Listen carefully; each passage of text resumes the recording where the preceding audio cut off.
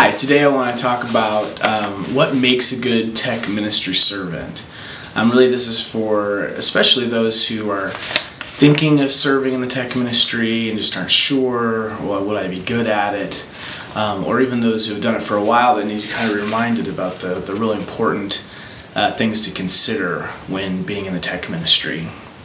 I think the first thing to know and realize is that the sound system is not that difficult to learn. It's really not. If you just have someone show you a few things, then you pretty much know what to do basically for everything else. Like especially the soundboard, you see so many knobs and get really intimidated. But the fact is the knobs are repeated.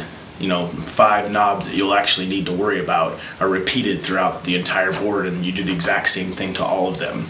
So really, a lot of times it's just not magic back there. It's very basic, very easy to learn, and I think really most people can learn how to do it.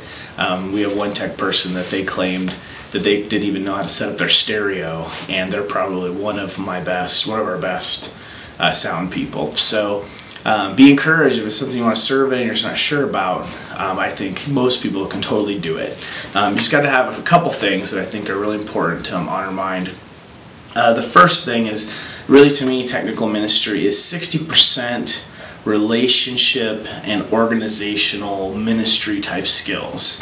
If you're good at working with people, and if you're you're organized, you'll do a great job. The other part that's a big part, I would say like 30% of it, would be the ability to listen to music and hear it and go, oh, this is how it should sound. Really, to me, the soundboard is just another instrument in the band.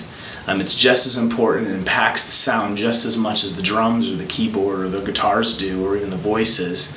And so while we're playing our instruments on stage, the sound person is playing their instrument there, and they're kind of constantly mixing and just making sure, okay, here comes a guitar part, let me bump the guitar. Here comes, oh, the drums are overpowering, let me bring that down a little bit. They're constantly looking, oh, this guy's singing lead this time, so let me bump him and drop everyone else down.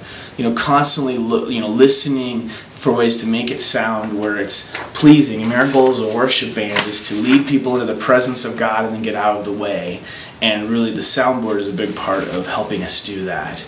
We only are going to sound as good as the sound system. So that's something to kind of think about. And then 10% is technical knowledge, just learning what to do with the equipment.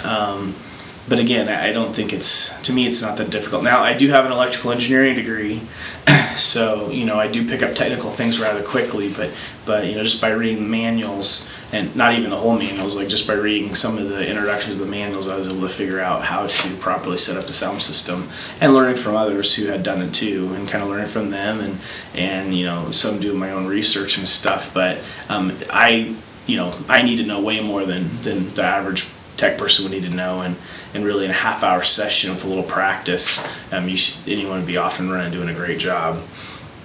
If you have the right heart and the character, I think the biggest thing, and against that 60% ministry type skills, is just being organized, having, knowing what's going on, paying attention, being there on time, all that kind of stuff, and not really having the heart of a shepherd, where you're not the hired hand who just kind of does the bare minimum because you're forced to, and you run away when there's problems, but really the heart of a shepherd, where you're like, I'm going to lay my life down for the sheep, which are the people in the chairs, and to the people on the stage. But our ultimate goal is to make sure that the people in the chairs or the pews are taken care of, above all else. And so mixing for the house is even more important than mixing for the monitors. On stage as a worship leader, I know that sometimes the monitors aren't going to be what I want, but as long as it's whatever I need to feel confident and secure and I can worship God freely, then that's cool. And then and then then it mostly matters what the people hear, and is it pleasing to them, and then can they get into the music, can they feel it in the back, but in the front they're not getting blown out and just totally their ears are getting destroyed. I mean, it's kind of that sense of, okay, I want to take care of the people, and I want to take care of the people on stage, because really the sound system and how people sound, that's one part of making people feel secure.